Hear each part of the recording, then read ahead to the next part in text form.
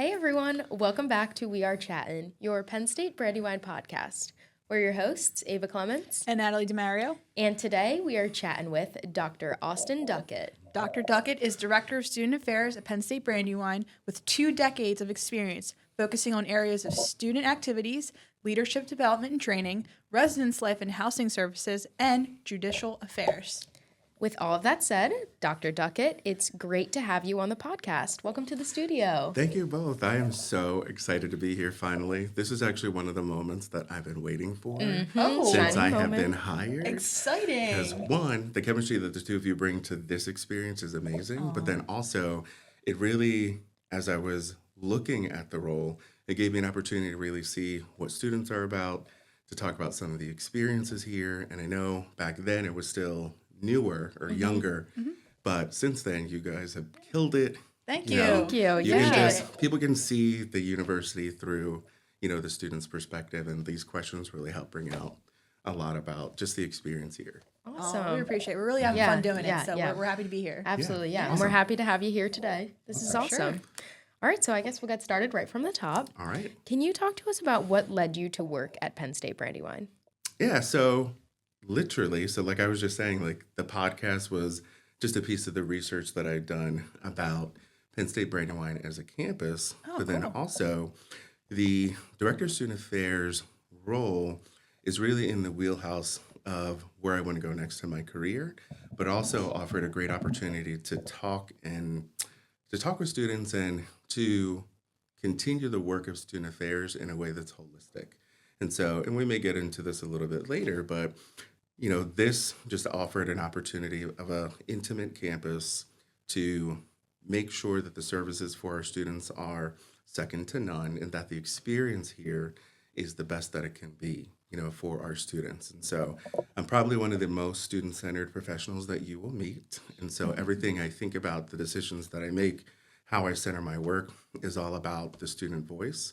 And so this role here, and I said this before in like some other writings, but Penn State Brandywine is just a regional gem that offers this world-class education and access to all the resources of a large R1 institution. But you get this like really cool, intimate setting where students can do a lot of things. And notice I didn't say small. Small means less than. This is intimate. And so you have an opportunity to really be in relationship with people and really connect in a different way than you can at even a mid-sized institution.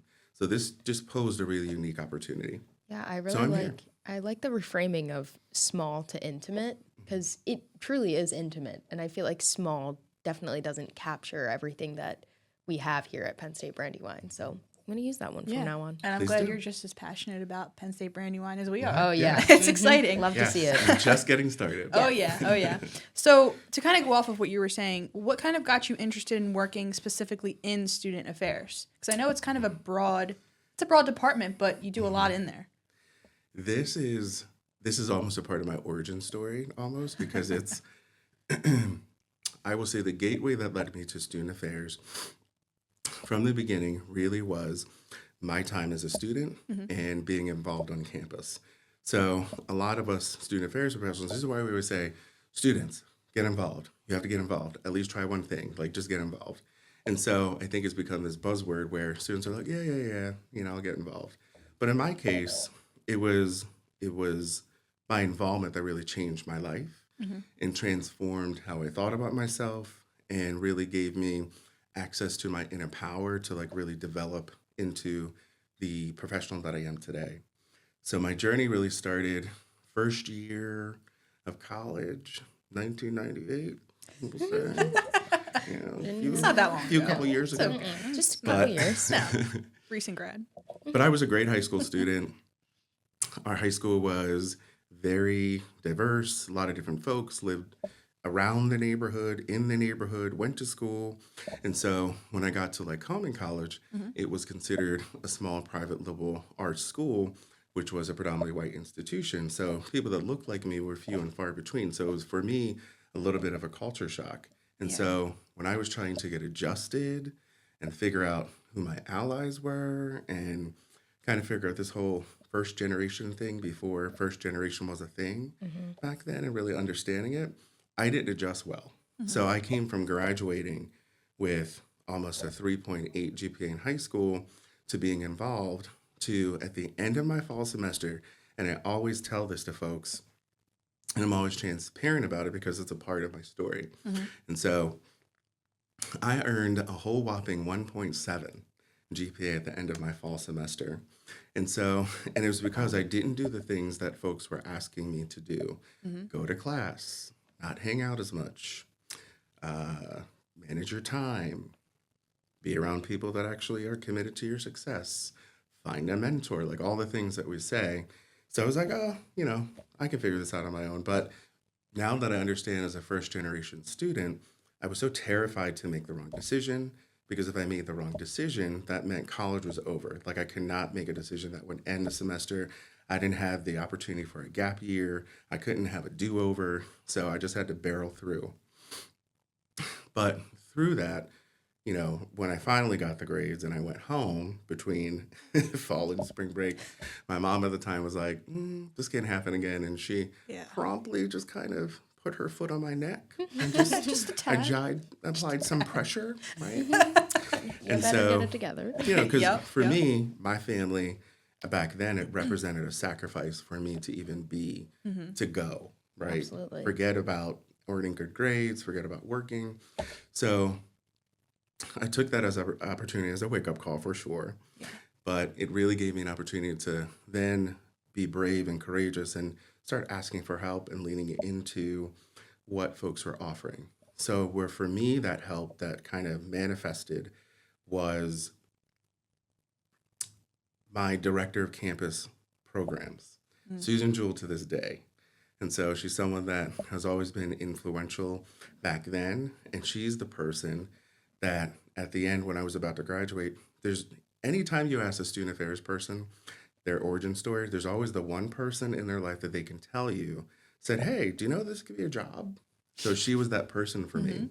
And so fast forward between my first year and my fourth year, I was able to get involved. I became our class treasurer.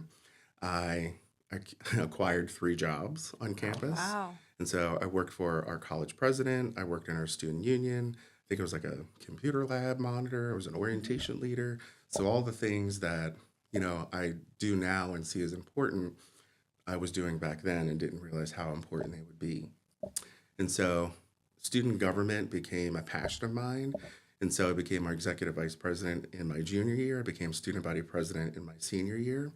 And then between, I was heavily involved with Campus Activities Board, and we've hosted all kinds of concerts. So all the big names in like the 90s and like early 2000s were at like homing. So, how cool, how many people can say they've met Mark Green or Michelle Branch or The Calling or Lifehouse and like That's really cool. actually met them and like catered to them. Yeah. Because I always did like hospitality or something like that. And so it was a cool opportunity just to really take in the small, intimate school experience. Yeah. And that's what really got me to start thriving, to understand, my purpose, my passion, being a servant and a leader to others. And so it all really started with my involvement in school. And then the rest, as they say, is history. So I was able to really network and keep connections with one of the people I was a student leader with in my senior year, worked at a university that I ended up working at. So for me, I was supposed to go into banking. I was a business major. I was supposed to be in finance. Okay. And so I actually started my career in banking. But this job came up where I had a friend who I was a student leader with, and then told me about the job. I was like, yeah, I'll apply and we'll go from there. And so I ended up getting the role. And so that's where I started my career in higher education. And so my boss, awesome guy, Todd McKinney. And so he was a mentor to me. And so meeting his wife and his children back then, so he had a very young child, Taylor. And so, I used to babysit her in the office and, so it was cool back then. But he's like, hey, you should really consider a master's degree. And it just so happens that his wife was the director of residence life at Westchester University. Wow. And so I had an opportunity she already knew me. I've literally watched her children, so she knew right. my She can trust work you. ethic, right? Yeah. And so she hired me as a graduate hall director. Okay. at Westchester University. So I was able to start my degree there, do my graduate assistantship studies there. Then she hired me full time as a resident director. And so I spent about 7 years total at Westchester. And then one of my colleagues knew my predecessor at Widener University because they were in a doctoral program together. And so, floated my resume, said I was interested, ended up interviewing and getting the role. And then I started at Widener University. And so was there for 3 years as a director, was promoted into the assistant dean of students role, and I spent 12 years there at Widener. And so now I'm here. And so learned about Penn State Brandywine through connections that I've had at Widener. So the moral of the story is, and this is like a very long response to your question. It's a good It's one. all right. though. We're It's a here good for one. it. It's Yeah. a good But, one. this is why we always tell students to network Yeah. and to never burn a bridge and to always establish just a connection with folks, because you never know at what point in your life or your career that it's actually going to come back and benefit you. So ultimately, student affairs, it happened because of my origin story and involvement. Wow. That's awesome. I'm glad that you were able to take your experience as a student and, take that and use it as your passion for what you want to do today. Yeah. Helping students, have fun in their experience here in college and Yeah. make the best of that. And to touch on the whole networking thing too, Penn State has the largest alumni network. Use It's it, great. utilize it, Yes. right? Why not? Yeah, Yes. it's one of those Yeah. amazing things that you don't realize how important it is until you get to the end and you're like, yeah. oh, this is great. Like, I didn't know that I had this the entire time. And it's something that's built into the Penn State culture, I think, that is just truly awesome. Yeah, it's one of those perfect. things that's taken for granted, I think. Or if you're intimidated by networking, I just tell students, just go up and have a conversation. Just Right. talk, That's it. right? That's it. Just vibe. Yeah. And so the networking comes easier, but you just don't know. Like this alumni network, I've already met a number of amazing people on the advisory board and through the advisory board here, just other contacts in the community. And so I don't think folks really understand the amount of amazing people that are committed to what Penn State offers, that want students to succeed, that you have access to. Absolutely. And so that's also one of my goals, is to connect more students with more alums that are willing to be here and just kind of nurture and cultivate and, build those relationships. But, you're in the presence of lawyers and doctors and CEOs and entrepreneurs and social media influencers, and it really just goes on and on and on. And so I have the privilege of connecting our student engagement committee portion of the advisory board to our students. And so we're strategizing on how to do that. How do we help them understand what student affairs is, but then also how do they pipe into that a little bit more with their busy lives and their families. But even still, they're committed to being here for all of you. So I want you all to always remember to take advantage of that. For Yeah. sure. And they're more than willing to help. Yeah, That's what they're here for. Yeah, and especially people that have been in this position before, I think as students, they really, when they want to help, they want to help. And it's genuine and meaningful. Yeah. I know you touched on it a little bit, your time at Widener, but you also recently graduated with your doctorate in education from Widener University. Congratulations. Thank you. What made you decide to pursue your education further with that degree? It's interesting. And so this question is, I'll get through it without tearing up this time. But so my kind of whole reason of my doctorate and the research area, one of the research areas I'm interested in is learning how to take the lived experiences of Black and African American students that are enrolled in predominantly white institutions, and how do we, one, improve persistence and retention rates for that group of students, but really what you learn at the end of the day is how you make the experience better for all students, right? So the research that the findings in my research really centered on, family engagement makes a difference. So your early, your family and how they, push you to college, churches, high school counselors, all that. Identity matters, and seeing people that look like you or, have the same ideas as you help push you through. The doctorate gives you an opportunity to focus your research skills and look at complex problems from a different lens. So many of the things going on in higher education are complex. They're not easy. They're not, there aren't like easy solutions to many of them, but a researcher with that lens, you have the opportunity to really dig through and provide data that helps provide a solution to some of the complex problems. Like right now, for example, at Penn State Brandywine, we're looking at how do we increase enrollment? How do we tell our story? How do we increase retention? And so just from what I said in my research, I know that for a fact that the things that drive retention for students from my area, clubs, organizations, service learning, involvement, making sure that you have quality experiences is probably going to keep you here in school until you graduate. Opportunities like this, the podcast for you two, it's anchored you into a part of the campus experience that you're never going to forget. You're never going to, you don't want to give it up, and we're still not letting you graduate. I know. So, Yeah, we're working on that. we're talking about that. But, On pause. right? Yep, But this is just one of those experiences that really gives you an opportunity to really see your time through until the end, in addition to, your academics and everything else that you. I guess, can you share a moment in your career that, shaped how you approach supporting students? Yes. So I mentioned my first semester of my first year at Lycoming. So my kind of approach to supporting students is, one, it's restorative to make sure that even when you make a mistake, you don't feel like that mistake defines you. I want to always make sure that people have access to the resources that they need. And I always want to make sure that you feel good about yourself and your experience. And so, because to me, those are the things that I needed in that first semester. And those are the things that I got from my colleagues, my staff and administration at Lycoming. So when I had that hiccup and I got that 1.7 in my first semester, there was almost, I forget what they would even call it, but it was like an academic success boot camp. You had to go. It was like a weekend. You had to go. You had to go. Yeah. Because you were, in academic distress. So the boot camp was an opportunity for you to say, okay, it's time to get it together. What happened? But during that weekend, I'm so thankful that I was able to go and participate, because in the beginning, first gen kid, felt embarrassed, felt mortified that I was even in this situation. Is my college career over? So that weekend really helped solidify why I'm here and what my purpose was. And so I was able to receive mentoring from the first year dean at the time. I received a peer assistant that helped me kind of learn how to do school, like how to go to class, how to study, how to time manage, how all the things.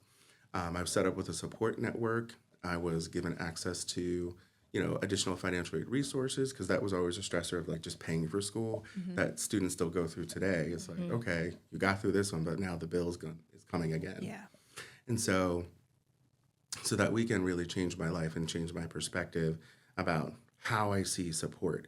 Support isn't just like an accommodation. Support isn't just, go over here and go to that person and talk to them. I really want to make sure that students feel that they are heard, that they are seen, that they feel valued, and that they actually feel assisted. Some, situations are a little bit complex with some students, so there's limits to what the institution can do, but at least I can make sure that you always have a gateway back. You always have an opportunity to still be in love with the campus and find another path to higher education, even if it's not with us. And so that weekend during my first semester really solidified, this is what I feel like I should be doing for people. And then higher education just came, and it all came and solidified together through student affairs. Interesting. Yeah, it seems like you're almost in the right places at the right time. And the things in your life, that have taken a different path unexpectedly, I feel like they put you in the right place. And I feel, that's something that happens a lot in college.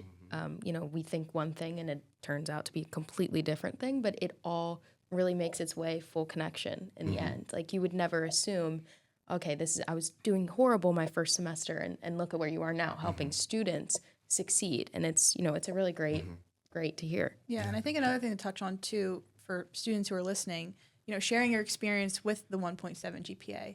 Like, you should be proud of yourself that you're in college and that you're, going to class, you're doing your assignments. That 1.7 doesn't define you, because you're still here, you're still doing it. So I think that's important to point out, Yeah, Emphasize that. Yeah, For sure. yeah. All right. So from your perspective, what makes the student experience unique here at Brandywine? At Brandywine, I will say this all day. I think our students, as I'm getting to know more students, learn more about where our students come from, know what they're interested in, especially by like their majors and what they can do as far as pathways here. You know, I'm learning that our students are very sweet.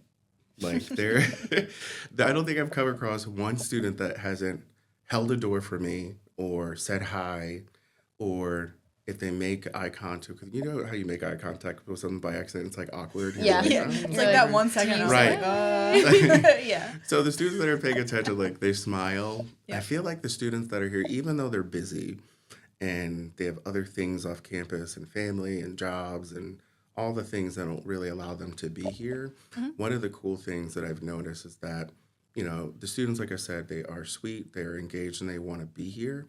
And many of the students have this sort of this servant leadership way about them, even if they're not in an organization, even if they don't have a formal title. There's still this way about our students here that they just want to help. They want to learn something, or like even trying service for the first time, which we've seen through our Center for Social Impact. Many students are trying those things for like the first time, engaging with Habitat for the first time, going on alternative spring break for the first time. And they're just willing to try. And so to me, that means our students are intellectually curious, and which means to me that they can handle anything.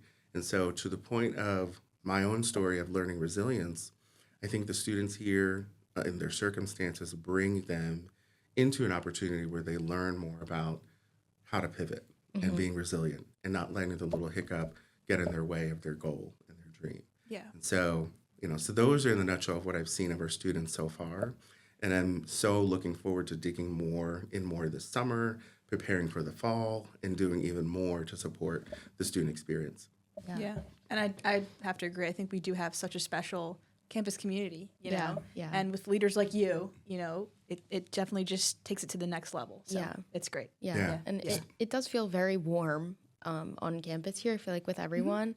But I also feel like, you know, it's warm and everyone also has their space to like Yes. grow Yeah, and go yeah. down their own path, which I think is a really unique mix of two different feelings. And I think that's also very unique to Brandywine. Absolutely. So to go back, you know, to touch on your work in student affairs, how do you see student affairs evolving over the next few years? This has been a big question in the field, really for the past 5 years. I think many folks have heard about this enrollment cliff that is happening in the region and across the country, which just simply means that there are less students in general going to school because there are less people born. You know, and it's not like anyone's fault. It's just that people are just having less children, right? Yeah. So if you're having less children, less people are going to school. So when you put it in that perspective, student affairs has started as sort of like a in loco parentis sort of operation decades ago, which means I'm here to be your parent on campus.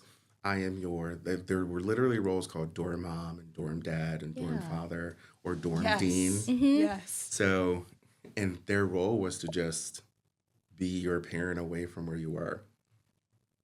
So since then, it has evolved into a whole field with a cadre of student services and student support and functional areas that really support every aspect of a student's life. So, you know, involvement, mental health, and student responsibility, care and conduct, residence life, and everything in between. And so we're now at another crossroad where we have to evolve based on what's happening. And so I would say that there are 5 kind of priorities that many senior leaders and people in the field are looking towards. And so, and these are supported by research. This is supported by many of the leaders in the field right now. We have access through NASPA, which is our National Association for Student Personnel and Administrators. So NASPA is like our professional association. It's like the Super Bowl of student affairs. Okay. Like everyone who's everyone is connected to NASPA. Okay. Interesting. It's a national association in the United States, and people from all across the world plug into it. And so where we are, Penn State, Brandywine, the Widener, the Westchester, we're in NASPA Region 2.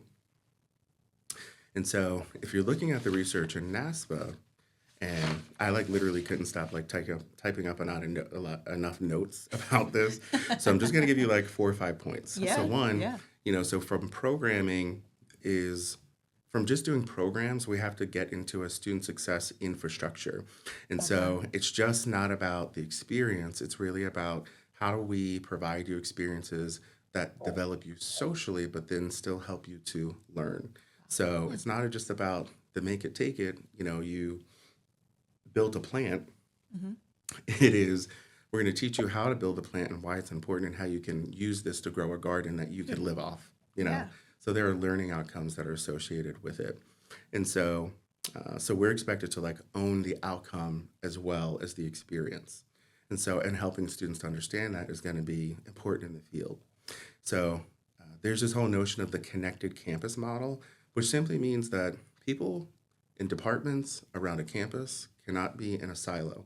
We have to be working together to actually support a student getting through and matriculating from their first year to their final year. So something like an internship shouldn't get in the way of you graduating. Something like a small financial balance shouldn't get in the way. Something like you not feeling connected or feeling isolated on campus should not get in the way. So that takes a whole integration of people across campus to make sure that we are doing this well. And student affairs is usually at the center of that, connecting folks and committees and operations and collaborations together, all in support of student success. Next, I would say AI and technology. AI is like a big thing right now. It's taking over the world. We're in the digital age. So for us, it's going to be less transactional work and more human work. So, because how often now are you, oh, let me just get on chat or Claude or whatever and like da-da-da-da.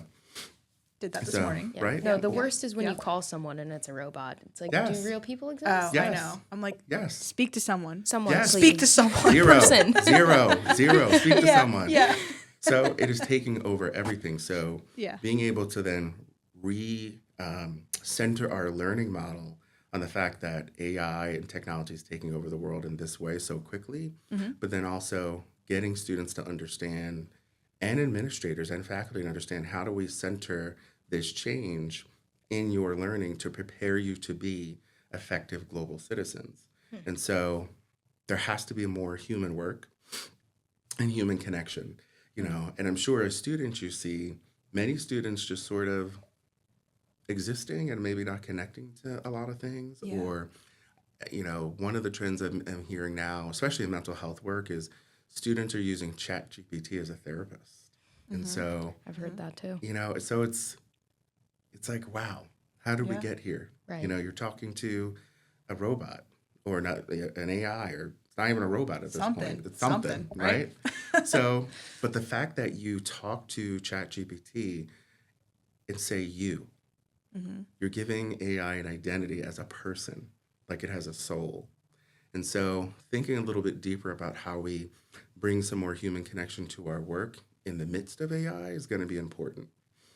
Totally agree. Career outcomes, definitely going to dominate the conversation because you are here to do what? And I've said this before, to graduate, right? To get your degree. Yep. So you're not here to study, podcasting, or maybe it's a future major.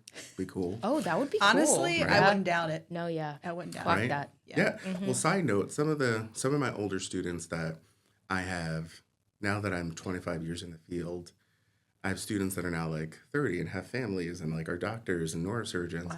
Some of them have pivoted from their careers and are social media influencers and are making hundreds of thousands of dollars now. It's, So- Isn't that crazy? Yeah. it's an industry. So it's Yeah. like It's insane. influencing just as a concept in a field, It's something. So we in higher education need to catch up to that. Yeah. We need to develop majors that actually speak to what is in demand now. And not to knock any major or any one discipline or field, but there's certain fields that are just growing faster than others, and we need to pay attention to those in the midst of AI. And so let's see, 2 more. Mental health, belonging, and identity work are even more complex. And so preparing all of our practitioners to really understand the nuances of college and what people are bringing to campus. Because as our families are really the first demonstration of leadership, stability foundation in students' lives, like growing up. Sometimes folks don't have that, or it's not stable, or there's an instance of dysfunction. People carry that with them. We all carry our own baggage. So people are coming to, Penn State Brandywine with their baggage. They're putting the baggage on you. They're putting it, in the classroom. They're putting it in their spaces with clubs and organizations. And so being able to help address that in an effective way is going to require us to think about how we train our administrators differently, because it isn't going away. It's literally just intensifying in the midst of a lack of social connection. COVID did a number on young people, young people. Yeah. We call it the dark ages at my last school. So I mean, It was You know. something. I would agree. Especially for like the younger kids, I feel Yes. like developmental stage, It's hard. Yeah, it's hard. crazy. I guess the last question for you here is, what is the best piece of advice you got when you were in college that you still follow to this day? Love this question. So this came from one of my mentors and former supervisors. And so he would always say, actually, this is Todd McKinney, so nod to Todd. And so Nod to he Todd. would always say, life is not a dress rehearsal. And so back then, when I was a younger professional, I'm like, oh, I'm like 24. Yeah. Okay, Yeah. But I never really knew what it meant until I started getting a little bit more seasoned in the field and a little bit more mature as an adult and a person. Because even when you're 24, you're like still an adult kid, Yeah. So, A cadult. or at least I was. You're a cadult. Right? A cadult? I Yes, like that. I That's a like good it. one. A cadult. That's a good one. So, but really how that evolved is what I took from that is that moments matter, so you need to make it count. We're not guaranteed the amount of time that we have on this planet. We're not guaranteed that we'll be in a job for this long. We're not even guaranteed that we will wake up tomorrow, right? And so it's really just an opportunity to think about the moments that you have throughout the day in your life with your family, significant others, partners, friends, your classes, research, your career, anything that you want to do, or even as something as simple as saying hi to someone in the hallway, because you never know what that hi means to that person. Maybe they were having a rotten day, and your hi was like it just took them out of a funk. Yeah. So I always try to smile and brighten people's day, but then also realizing that the moments that you have in front of you are worth studying, reflecting on, celebrating, and then really taking an opportunity to make it count. So moments matter, make it count. Love that. That's Heard awesome. it first, guys. Yeah, You heard there it you first. go. That's awesome. All right, to change things up a bit, we're going to transition into a segment that we like to call Rapid Chattin', Oh, yeah. Okay. where we ask you some fun rapid fire questions. Are you ready? I am ready. All right, awesome. First one, if you were a student at Penn State Brandywine today, what would be the first club you join? This is a cool question because as I'm still learning the organizations, there's so many, Oh, right? there's a lot. So Yeah. my last space, I thought, okay, we were reaching like 90 plus student organizations. And so it was a program that I built with my team at my last place. But here there's a good like quality 35 to 40 student organizations. And as I'm like getting to know them and meeting the students in them, everyone is so passionate. Everyone just is like doing their thing and like focused on their mission. So I'm torn between, I don't have just one. So there's the Gaming Association. Okay. So I love the stuff that they're doing. I love how they're competing. I love how they're showing up in the esports world. And so for a small campus, intimate campus like this, they're competing, in circuits in Philadelphia and things like that. So that's cool. The Black Student Union was another example of how students are coming together just to build community. And that's happening in all student clubs and organizations. It's just another way of like community. Just so happened that they had, some food. We had a little retreat. And so I was invited to be a panelist. And so another example of community. DMAX is another cool student organization that is really trying to lead the whole peer mental health assistant world at Penn State Brandywine. And so they've been working closely with our CAPS team and counseling to actually learn how to refer people to counseling, provide mental health services, not services, but mental health opportunities for students to take care of themselves, self-authorship, self-advocacy, self-empowerment. And so that organization is like up and coming, but the leadership there, the students in it are like amazing. So So there's anime club. So now I'm just like running the list. So Yeah, like there's I said, a bunch of good ones. Yes, student clubs and organizations definitely my thing. So Yeah. but I would say those are my top 4 today. Okay. All right. Good choices. That's valid. That's valid. Mm-hmm. All right. Question 2. If you could cast someone to play you in a biopic of your life, who would you choose? I don't even know. I'm thinking through. It's a tough one It because is. It's really hard. like you want to make the right decision. 'Cause it's- You do. Yeah. Yeah. But I think someone that could capture the depth of my personality, I think, is what was his name on the judging for American Idol? Was it Randy? The judge in American Idol, Randy. The black guy with the glasses? Randy Jackson. Randy Jackson. I Randy don't know. Jackson. Yes. Okay. See, now I'm aging myself. This is like the early years of like American Idol. Yeah, no, But- yeah. But look him up. Yeah. You know, Yeah. I Noted. would say Yeah, we'll Randy look him up. Jackson, he definitely has the range I think you would need Okay. for a good to one. play me Yeah. like in my life for sure. That's Good, awesome. Good. All right, question 3. This is our favorite question to ask. If you were stranded on a desert island, what celebrity would you call for help? I'm always so curious to hear know. like I know. everyone's And it's answer. always a different answer. Where I am in my life, call for help. Because I feel like this celebrity would also give you some nuggets, give you some knowledge, Yeah. and actually like smother you with like kindness. I'm gonna go with Viola Davis. Okay. Oh, that Yes. is a great Yes, answer. Yeah. I'm gonna Great go answer. there. Like I would love to meet her in life. I've watched all of her stuff on Instagram. I've watched all of her shows, How to Get Away with Yeah. Murder, and everything in between. And so the range and depth of what she brings to the stage, to humanity, Yeah. to how she presents herself, to her social media platform, she's real with it, and it all comes from a painful past and experiences that she's been able to transform into moments for people that they get to see her in those moments. Yep. So it just, yes. That's a good. Viola That's a Davis. really She just good did one. a podcast episode. She was featured on Amy Poehler's podcast. Mm-hmm. She was? highly recommend. Okay, all You right, need to awesome. watch that. Yeah. So good. You know what? I'm going to slide into her DM. Okay. You know what? I'm going to say, you need to be on our podcast. Yeah. too. Let's get her on. Like, Let's get her on. How right now. crazy get would her that on. be if that actually happens? We're on a Listen, campaign. worth a We're going shot. to do it. Worth a shot. We're gonna do it. Absolutely. Absolutely. All right. Question 4. If you could have a superpower, what would it be? Superpower. I'm always between flight Okay. and I'm always between invisibility. Yeah. Okay. But then I'm also in between kind of like telepathy. And so if I were a character that they had the superpowers that I wanted, it would be the Phoenix. Jean Grey, the Phoenix, That's and from kind Marvel, of like right? it's X-Men. And Okay. so yeah, I think Marvel. So yeah. Yeah. And so Jean Grey can fly. She has telekinesis. She has telepathy. Can I not talk today?